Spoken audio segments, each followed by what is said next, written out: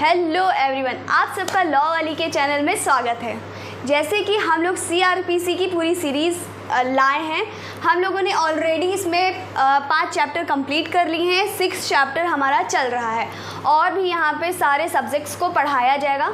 और जैसे कि कोई बच्चे PCSJ की प्रिपरेशन कर रहे हैं या किसी क्लैट पीजी के लिए या कोई भी कॉम्पिटिटिव तैयारी के लिए अगर प्रिपरेशन कर रहे हैं, यहाँ पे उनको सफिशिएंट पढ़ाया जाएगा। और साथ साथ ही जैसे हम पढ़ा रहे हैं तो उसमें क्या इम्पॉर्टेंट है, क्या इम्पॉर्टेंट नहीं है, क्या बहुत ज़्यादा इम्पॉर्टेंट है, ये भी बताते हैं और बहुत ही सिंपल वे में बताएंगे जिससे कि बच्चों को समझने में बहुत ही आसानी हो। और साथ में जैसे कि केस लॉज बहुत इम्पॉर्टेंट होते हैं हमारे लॉ की पूरी जर्नी में।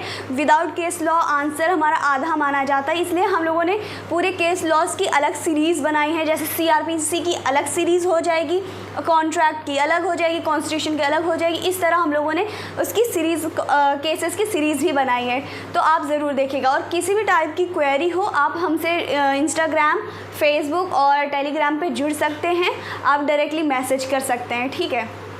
चलिए हम लोग स्टार्ट करते हैं अपना चैप्टर 6। हम लोगों ने चैप्टर 6 जब स्टार्ट किया था उसमें 4 चीज़ें बताई गई थी। पहला बताता है मतलब कि 4 पार्ट्स में डिवाइड है। तो पहला बोलता है समन, किसी को कोर्ट आने के लिए कंपेल कैसे कर सकते हैं। पहला प्रोसेस है समन, जो कि हम लोगों ने ऑलरेडी प्रीवियस वीडियो में कंप्लीट कर लिया है। दूसरा वारंट ऑफ अरेस्ट, जो कि आज पढ़ेंगे। और तीसरा है प्रोक्लेमेशन और अटैचमेंट। और फोर्थ है अदर प्रोविज़न। तो हम लोगों को वारंट पढ़ना है, तो चलिए स्टार्ट करते हैं। इस वीडियो में हम लोग सिर्फ वारंट ऑफ अरेस्ट पढ़ेंगे, नेक्स्ट वीडियो में प्रोक्लेमेशन अटैचमेंट पढ़ेंगे, ठीक है। तो आ जाइए, अपनी अपनी बेयर एक्ट्स ले लीजिए। वारंट ऑफ अरेस्ट, इसका पहला सेक्शन है 70। जैसे कि अगर आप लोगों ने प्रीवियस वीडियो देखा है, अगर नहीं देखा है तो ज़रूर देख लीजिएगा। अगर आपको पहला वीडियो आता है, पढ़ लिया है आपने, तो ये जो सेकंड वीडियो और नेक्स्ट वीडियो है, मतलब कि समन है, वारंट है, इसको पढ़ने में थोड़ा सा आसानी हो जाती है, ठीक। और थोड़ा सा जानिए, जैसे कि मान के समन वमन क्यों भेजा जाता है कि किसी भी पर्सन को लाया जा सके, बुलाया जा सके कोर्ट में। अगर बुलाना है तो आपको समन भेजा जाएगा, अगर आपको लाना है तो भाई आपके खिलाफ वारंट को लाया जाएगा। तो यही फ़र्क होता है बस। अगर मान के चलिए समन से नहीं आया तो वारंट भी इशू कर सकते हैं। आगे के सेक्शन में ये बताया गया है कब समन केस को वारंट में कैसे बदल सकते हैं, ठीक है। तो आ जाइए, सेक्शन 70 बोलता है form of warrant of arrest and duration. जैसे कि हम लोगों ने समन में पढ़ा था कि उसका जो फॉर्म नंबर है, जो फर्स्ट फॉर्म है समन का है, ठीक है, और जो वारंट का है वो 2 बताता है, ठीक है। खोल के अभी के अभी जैसे आप पढ़ रहे हैं, अभी के अभी उस फॉर्म को ज़रूर चेक कर लीजिए। इससे थोड़ा सा आसानी रहती है कि हाँ, थोड़ा सा समझ में आ जाता है कि हाँ, ऐसे ऐसे दिया हुआ है, ठीक है।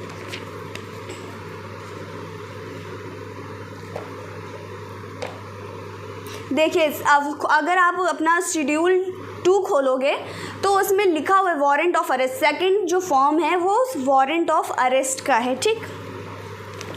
चलिए, और अपनी बेयर एक्ट में ऊपर लिख लीजिएगा जो वारंट का है वो किस फॉर्म में, किस नंबर के फॉर्म में है, ठीक है। तो फॉर्म नंबर 2 में है। पहला सेक्शन बोलता है, जैसे कि अगर फर्स्ट में आपको याद होगा तो पहले वारंट में क्या चाहिए, समन में क्या चाहिए, प्रिसाइडिंग ऑफिसर से साइन होना चाहिए और सील होनी चाहिए और राइटिंग में होना चाहिए, डुप्लीकेट होना चाहिए, यही तो था। तो अब वारंट में भी यही सेम है कि राइटिंग में होना चाहिए, साइंड होना चाहिए जो प्रिसाइडिंग ऑफिसर है उससे, और उस कोर्ट की सील होनी चाहिए जिस कोर्ट ने वारंट को इशू किया है, ठीक। पहला क्लॉज यही बोलता है। सेकंड बोलता है कि every such warrant shall remain in force until the cancellation of court is issue until execution. देखिए, वारंट कब ख़त्म हो सकता है, तो 2 ही सिचुएशन है जिसमें ख़त्म हो सकता है। पहला है जैसे कि मान के चलिए कि जिसके खिलाफ वारंट आया था वो पर्सन पकड़ा गया है, वो उसको लेकर के कोर्ट में खड़ा कर दिया गया है, यानी उसका एग्जीक्यूशन हो गया है, तो उसको ख़त्म कर दिया जाएगा, वो ख़त्म हो जाएगा ऑटोमेटिक। या फिर उस वारंट को कोर्ट खुद से उसको ख़त्म कर दे तो उस वारंट को ख़त्म माना जाता है। यानी सिर्फ ये 2 सिचुएशन में ही ख़त्म माना जा सकता है, अदरवाइज़ नहीं माना जा सकता है। मान के चलिए कोर्ट ने ख़त्म नहीं किया और वो पर्सन नहीं मिला, तो तब तक नहीं वो जब तक एक्यूज़ नहीं मिलेगा तब तक वो वारंट चलता रहेगा, ठीक, वो कैंसिल नहीं होगा, ठीक। नेक्स्ट सेक्शन है 71, power to direct security to be taken. देखिए, अगर मान के चलिए वो पर्सन मिल गया है, आ गया है, कोर्ट आ गया है, तो अगर उसको बेल पे रिलीज़ होना है तो क्या कैसे होगा, क्या सिक्योरिटी होगी, क्या इसके बारे में बताया है। तो जो वारंट निकाले जाते हैं वो 2 टाइप से निकाले जाते हैं। पहला बेलेबल वारंट होता है, जैसे कि हम लोगों ने बताया था कि बेलेबल ऑफेंस कौन से होते हैं, जो बेल जिसमें बेल मिल जाती है, जो कम हीनियस क्राइम होते हैं उसमें बेल मिल जाती है, तो वो हमारे बेलेबल हो गए। जो हीनियस है, ज़्यादा बड़ा क्राइम है जिसमें बेल लेना मुश्किल होता है, वो नॉन बेलेबल हो गए। देखिए, वारंट बेलेबल वारंट भी हो सकता है, नॉन बेलेबल वारंट भी हो सकता है। पहली बात ये हो गई। इसमें भी बेल मिल सकती है, इसमें भी बेल मिल सकती है, बस माइन्यूट सा डिफरेंस बस यही है कि इसमें एज अ राइट हम क्लेम कर सकते हैं, इसमें हम एज अ राइट नहीं क्लेम कर सकते हैं। देखिए, पहला पढ़िएगा clause, any court issuing a warrant for arrest of any person and direct to endorsement such warrant. जैसे कि अगर किसी पर्सन को बेल लेनी है तो वो जो श्योरिटी है, सफिशिएंट श्योरिटी को ले बुला करके बॉन्ड भरा के उनको बेल मिल सकती है।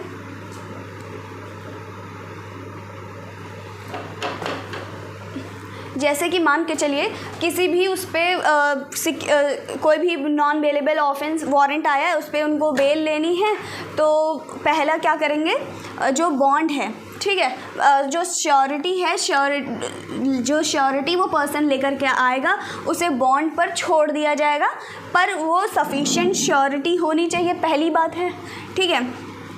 और जब ये श्योरिटी वाला ये काम पूरा हो जाएगा तो उसके बाद उस पर्सन को रिलीज़ कर दिया जाएगा एज बेल पे, ठीक है।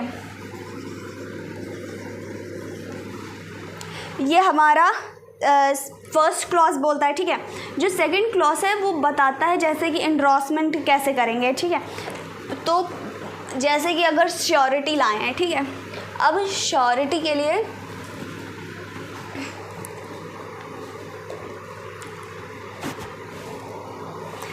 नंबर ऑफ श्योरिटी, कितने श्योरिटी उस पर्सन के मतलब कि रिलीज़ होने के लिए कितने एक श्योरिटी है, 2 श्योरिटी है, 3 श्योरिटी हैं, उसका नंबर कितना है, श्योरिटी हैं।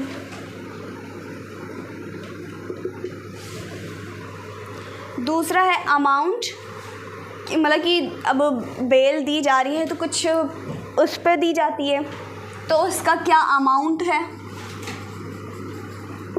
ठीक।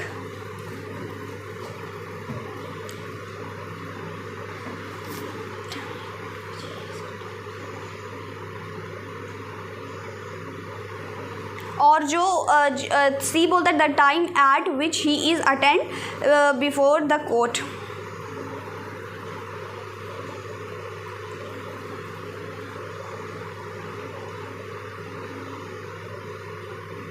देखिए, क्लॉज 3 बोलता है कि अगर किसी भी श्योरिटी को श्योरिटी मिल गई है, जो ऑफिसर है, जिस ऑफिसर ने उस श्योरिटी भरवाई है, बनवाया है, बॉन्ड भरवाया है, वो क्या करेगा, जब ये सब प्रोसेस हो जाएगा उसे वो कोर्ट में पहुंचा देगा। क्लॉज 3 सिर्फ इतना बोलता है।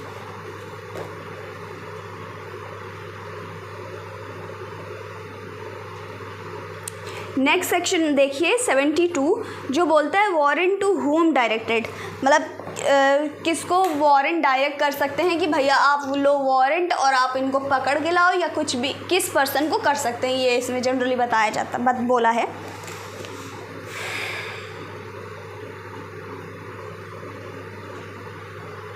पढ़िएगा, बोलता है a warrant of arrest shall ordinarily be directed to one और मोर पुलिस ऑफिसर। एक भी हो सकता है, वन और मोर यानी एक से ज़्यादा भी पुलिस ऑफिसर को डायरेक्ट किया जा सकता है विदाउट मतलब वारंट के थ्रू उस पर्सन को अरेस्ट करने के लिए। But the court issuing such warrant में if the immediately execution of necessary no police is immediately shall available direct to person such person executed the same. देखिए इस क्लॉज में ये बोलता है कि कोई भी पुलिस ऑफिसर वन और मोर यानी एक या एक से ज़्यादा पुलिस ऑफिसर को डायरेक्ट कर सकते हैं वारंट के लिए, ठीक। और साथ साथ में अगर मान के चलिए कोई ऐसा मतलब कि ऐसा इमरजेंसी आ जाती है, पुलिस का कोई भी प्रॉब्लम हो सकती है कि नहीं हो रहा है, तो क्या कर सकते हैं, किसी भी पर्सन को एक्यूज्ड को छोड़ करके किसी भी पर्सन को डायरेक्ट कर सकते हैं, एनी पर्सन डायरेक्ट कर सकते हैं कि आप भैया इनको पकड़ लो। ये मतलब कि किसी भी ऐसी सिचुएशन आ गई जिसमें ऐसा डायरेक्शन देना पड़ा तो कर सकते हैं।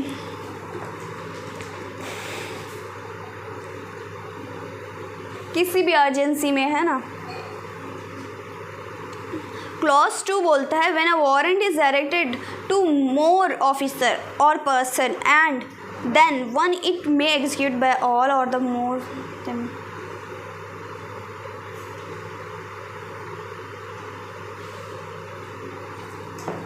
और जो क्लॉज 1 में ही ये भी लिखा है, जैसे कि पुलिस को मिला, पुलिस ऑफिसर को वारंट के लिए मिला कि भैया इनको पकड़ के लाना है, पर किसी भी अर्जेंसी में किसी नॉर्मल पर्सन को बोल दिया गया कि आपको इसको पकड़ना है, ठीक है।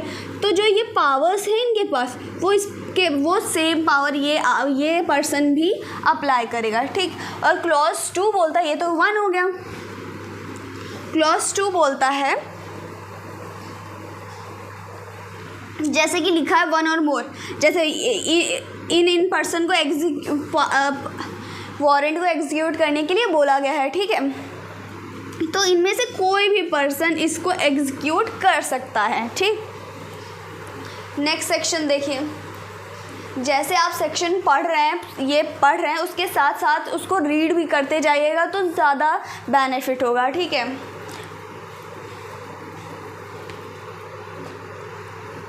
नेक्स्ट सेक्शन है 73 वारंट में be direct to any person. पहला बोलता है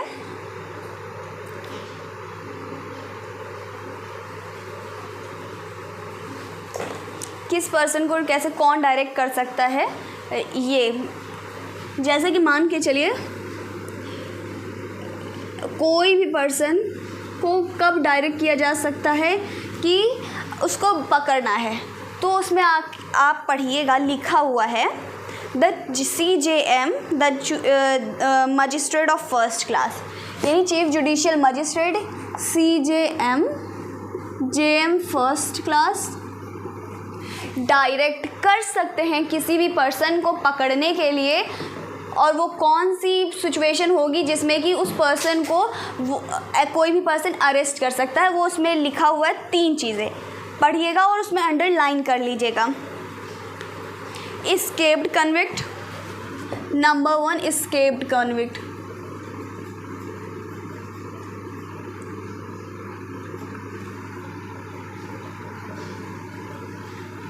दूसरा है प्रोक्लेम्ड ऑफेंडर। थर्ड है नॉन बेलेबल वाला। तो ध्यान से सुनिएगा।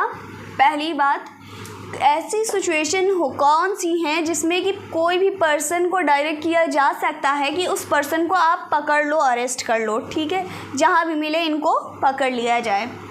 पहला, अगर कोई भी गिरफ्तार है ना, और वो भाग जाता है, तो उस पर्सन को यानी एस्केप्ड पर्सन को, एस्केप्ड कन्विक्ट को जो भागा हुआ है, प्रोक्लेम्ड ऑफेंडर जिसके लिए जिसको भगौड़ा घोषित कर दिया गया है उस पर्सन को, और ऐसा केस नॉन बेलेबल जिसमें लिखा हुआ है ऐसा हीनियस क्राइम जिसमें बेल नहीं एज अ राइट ले सकते हैं उस पर्सन को, किसी भी पर्सन को ये डायरेक्ट कर सकते हैं कि आप इनको पकड़ लो। ठीक, क्लॉज 1 सिर्फ इतना बोलता है। अगर आपको नहीं समझ में आता है कुछ भी तो आप कमेंट ज़रूर करिएगा, आपका आंसर करा जाएगा। क्लॉज 2 बोलता है such person shall acknowledge in writing in receipt of warrant and shall be execute person those arrest issue inter land property and discharge. ये कुछ इम्पोर्टेंट नहीं है। क्लॉज 3 बोलता है nearest the such home issued the shall over warrant. अगर आपको देखे हाँ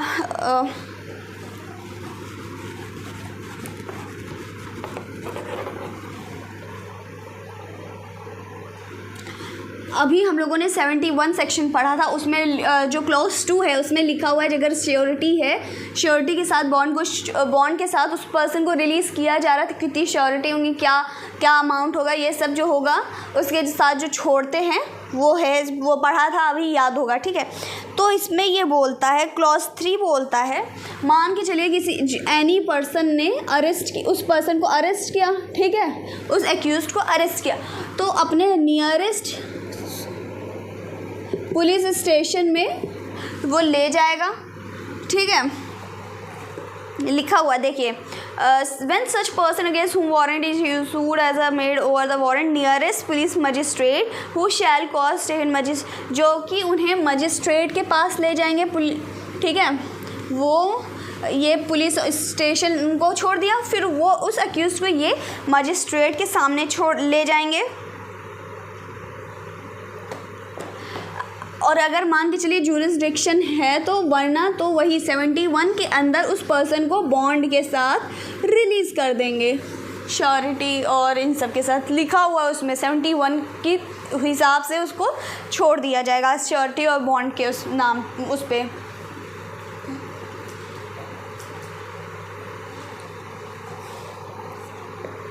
जो भी केस लॉज हैं आप उस पर देख लीजिएगा, उस पर प्रॉपरली आपको बहुत अच्छे से केस को समझाया गया है। ठीक है, इन सब से रिलेटेड जितने भी केस हैं सब के सब आपको मिल जाएंगे। नेक्स्ट सेक्शन है 74 warrant direct to police officer. पढ़िएगा A warrant directed to any police officer may also be executed by any other police officer whose name is endorsed upon the warrant officer in direct endorsed।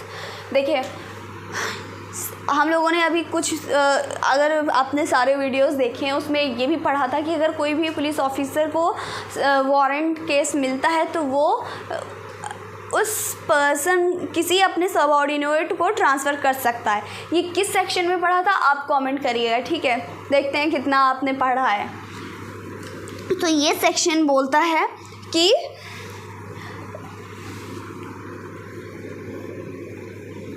मान के चलिए ए officer हैं, police officer हैं, इनके लिए warrant आया है कि आप इस एक्यूज्ड को पकड़िए। ए के लिए आया है कि भैया आपको इनको पकड़ना है, तो इसके पास ए के पास पूरी पावर है कि वो अपना जो भी उसके पास आया है कि आपको इनको पकड़ना है, तो ये जो ट्रांसफ़र है वो इनको भेज सकते हैं। ठीक है, मतलब ट्रांसफ़र कर सकते हैं कि आप इनको पकड़िए अब, और इनके पास सारी पावर्स होंगी अरेस्ट करने की। ठीक है, सिर्फ सेक्शन यही इतना सिंपल से बोलता है। नेक्स्ट सेक्शन है 75 बोलता है notification of substance of warrant.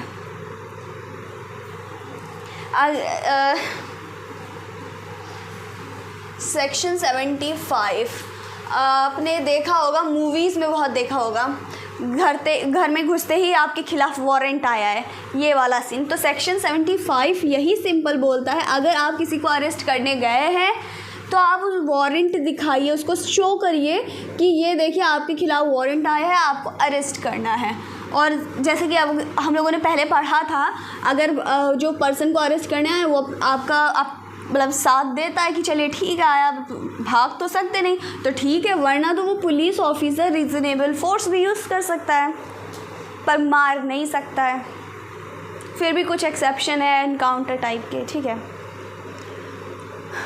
Next section है 76, बहुत ज़्यादा इम्पॉर्टेंट है, टिक कर लीजिएगा। Person arrested to be brought before court without delay. देखिए हम लोगों ने पहले भी पढ़ा है, कॉन्स्टिट्यूशन में भी पढ़ा है कि 24 आवर्स तक मतलब कि 24 आवर के अंदर मजिस्ट्रेट के सामने ले जाया जाएगा। ये हमारा एक तरीके से फंडामेंटल राइट है। 22 क्लॉज 2 में है शायद। चलिए 76 बोलता है विदाउट अननेसेसरी डिले, मतलब नेसेसरी है, कोई भी रीज़न वश नहीं पहुंचा पाए तो उसे मान लिया जाएगा, लेकिन अननेसेसरी नहीं होना चाहिए डिले। उस एक्यूज्ड पर्सन को मजिस्ट्रेट के सामने पेश किया जाएगा। प्रोविज़न बोलता है 24 आवर के अंदर पेश किया जाएगा।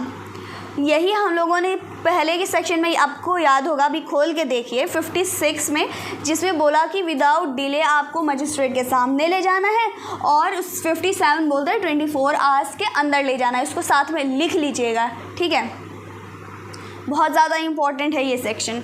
सेक्शन 77 बोलता है वेयर वारंट में बी एग्जीक्यूटेड। देखिए अब वारंट आया है, ठीक है, किसी भी पर्सन के ख़िलाफ़, अब वो यूपी में आया है, केरला में वो पर्सन है, तो वो जो वारंट है कहीं भी एग्जीक्यूट कराया जा सकता है। जैसे कि हम लोगों ने पढ़ा था कि मतलब इनसे परमिशन लेनी पड़ती है, उनसे परमिशन लेनी पड़ती है, ये सब करके हाँ इंडिया के किसी भी एरिया में उस पर्सन को अरेस्ट किया जा सकता है, कहीं भी एग्जीक्यूट कराया जा सकता है।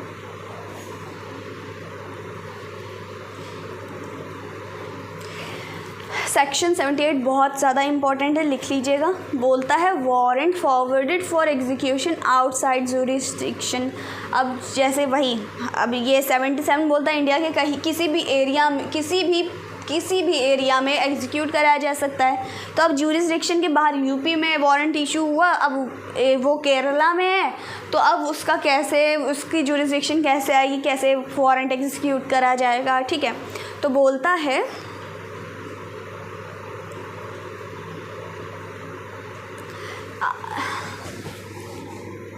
ए के लिए दिल्ली में वारंट इशू हुआ, ए मुंबई में मिले, तो जब इनको अरेस्ट किया जाएगा, इनको अरेस्ट किया जाएगा यहाँ से यहाँ तक, यहाँ पे, तो जो यहाँ के ईएम है, पुलिस ऑफिसर, जो कि ऑफिसर इंचार्ज से नीचे का नहीं होना चाहिए, उनसे परमिशन लेगा ईएम यानी एग्जीक्यूटिव मजिस्ट्रेट, और पुलिस इंचार्ज से नीचे वो ऑफिसर नहीं होना चाहिए, उससे परमिशन लेंगे, उसके बाद उसको अरेस्ट कर सकते हैं।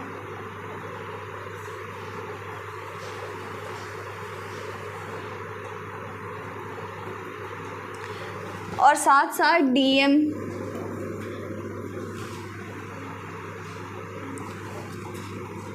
DSP, district superintendent of police,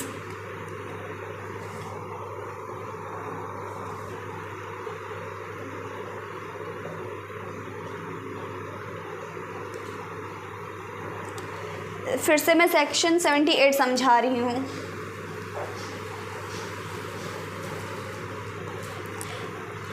ए के लिए वारंट आया है और वो किसी अदर जुरिस्डिक्शन में है, ए की कहीं और वारंट इशू हुआ है और वो कहीं और है, तो उस केस में जो वारंट है वो, इसमें ये लिखा हुआ है, पहले वाला गलत हो गया था, अभी ये लिखा हुआ है जो एग्जीक्यूटिव मजिस्ट्रेट हैं और पुलिस ऑफिसर जो कि पुलिस इंचार्ज से नीचे के नहीं हैं, और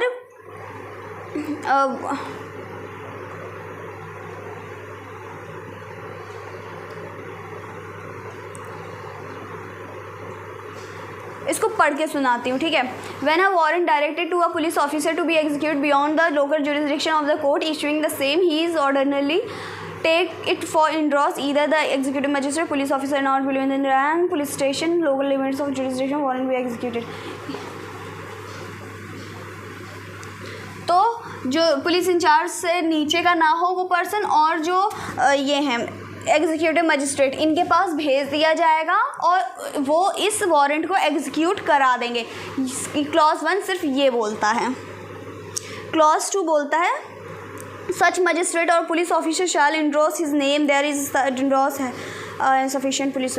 देखिए अब जैसे कि इनके पास भेज दिया गया है, इस दूसरे की जुरिसडिक्शन में आए हैं पकड़ने, तो वहाँ की जो लोकल पुलिस है वो भी उस पर्सन की हेल्प करेगी, इनकी जो वारंट को एग्जीक्यूट करने आए हैं उनकी हेल्प करेगी लोकल पुलिस भी उस जगह की, चाहे वो किसी भी एरिया की हो, किसी भी स्टेट की हो। थर्ड बोलता है क्लॉज 3 बोलता है कि अगर मान के चलिए लगता है कि अगर इनको हम पकड़ने गए और इनसे परमिशन लेते लेते हाँ वो डिले हो जाएगा, वो स्केप हो जाएगा या कोई भी प्रॉब्लम हो सकती है,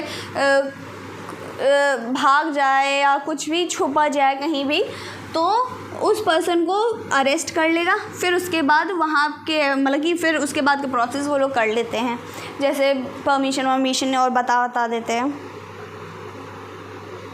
नेक्स्ट सेक्शन है 80, बहुत ज़्यादा इंपॉर्टेंट, इसमें वेरी इंपॉर्टेंट लिख लीजिएगा। बोलता है procedure on arrest of person against हुम अरेस्टेड वारंट इशूड। देखिए इस सेक्शन को ट्रांजिट रिमांड भी बोलते हैं। ट्रांजिट रिमांड क्या होता है? जैसे कि किसी को अरेस्ट करने गए हैं, किसी भी पर्सन को अरेस्ट करने गए हैं किसी और जुरिसडिक्शन में, जैसे यूपी में वारंट इशू हुआ, वो बिहार गए हैं उस पर्सन को अरेस्ट करने के लिए, तो जो वहाँ के एग्जीक्यूटिव मजिस्ट्रेट होंगे और जो लिखे हुए हैं ऑफिसर, उनसे पहले जा करके उनके पास ले जाएंगे और उनसे परमिशन लेंगे, फिर उसे अपने जहाँ से इशू हुआ है वहाँ पे ले जाएंगे। तो जो वो उनके पास ले जाने वाला मतलब कि यहाँ ईएम के पास ले गए कि हाँ आपकी जुरिसडिक्शन से इनको पकड़ा गया है, तो ये फिर जो अब इस पर्सन को उस जगह भी तो ले जाएंगे ना जहाँ पे उसके लिए अरेस्ट वारंट निकला था, मतलब वारंट जहाँ पे एग्जीक्यूट होना था, तो वहाँ पे ले जाने के लिए जो इनसे परमिशन लिया जाएगा ट्रांसफ़र करने का, उसे कहते हैं ट्रांजिट रिमांड, ठीक है। और इसमें आते हैं एग्जीक्यूटिव मजिस्ट्रेट, ईएम और डीएसपी, कमिश्नर ऑफ पुलिस।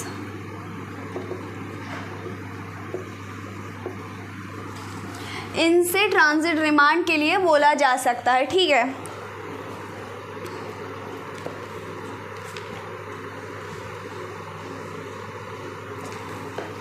अगर मान के चलिए इनको जब अरेस्ट करने आए थे उसकी जो डिस्टेंस है 30 किलोमीटर थी या उससे कम थी, तो इनके पास ले जाने की कोई ज़रूरत नहीं है। जहाँ पे वारंट इशू हुआ था वहाँ पे डायरेक्टली ले जाएंगे।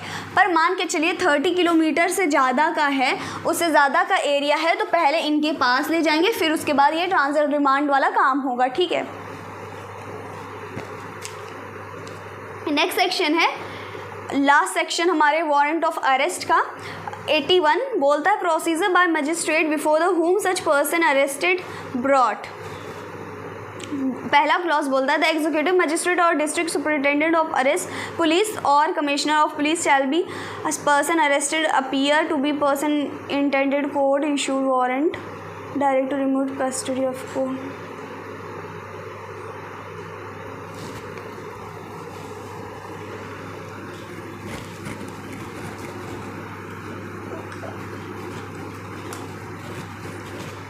जैसे कि अभी हमने बताया एग्जीक्यूटिव मजिस्ट्रेट के पास ले जाएगा, डिस्ट्रिक्ट और डीएसपी के पास ले जाएगा, वो मैंने बताया। अगर उस पर्सन के पास ले गए, अगर वो उसमें बेल मिलना है तो वो भी उसे बेल को ग्रांट कर देंगे श्योरिटी के साथ, सिक्योरिटी के साथ, ठीक है। उसको बेल वो भी ग्रांट कर देंगे, ठीक। अदरवाइज़ वो उस जो जहाँ पे वारंट इशू हुआ है वहाँ पे ले जाया जाएगा। और बेल कैसे, वही 71 में जो हम लोगों ने पढ़ा था, इंडोर्समेंट कितने श्योरिटी है और क्या अमाउंट है, ये सब करके।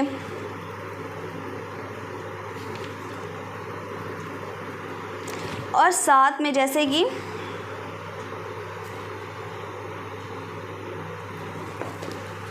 जिस पर्सन को अरेस्ट करने आए हैं उसके जो भी डॉक्यूमेंट्स हैं वो भी जब ट्रांजिट रिमांड में उस पर्सन को ट्रांसफ़र करा जाएगा तो जो भी उसके डॉक्यूमेंट है वो भी वो पुलिस ऑफिसर के साथ भेजे जाएंगे, ठीक है।